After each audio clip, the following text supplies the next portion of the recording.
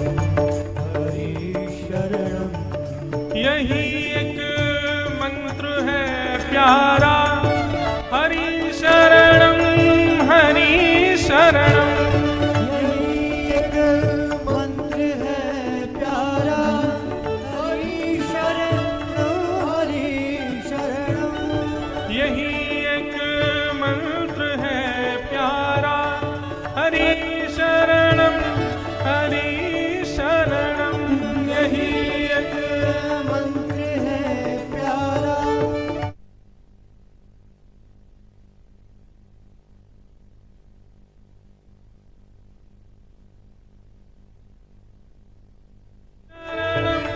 हरि शरणम सभी मिले प्रेम से गाओ हरि शरणम हरि गाओ भाव से हरि शरणम हरि शरणम हरि शरणम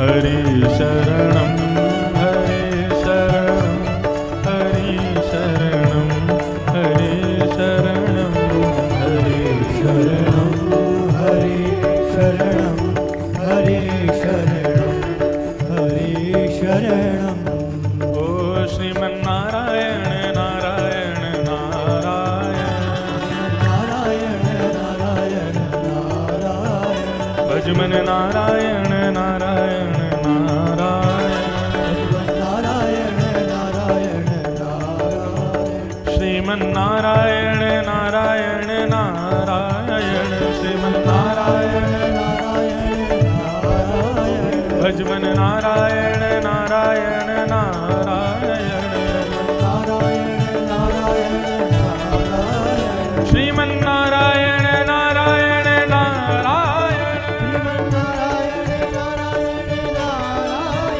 भजमन नारायण नारायण नारायण श्रीमन्नारायण नारायण नारायण भजमन नारायण नारायण नारायण श्रीमन्नारायण नारायण नारायण भजमन नारायण नारायण नारायण श्रीमन्नारायण नारायण नारायण भजमन नारायण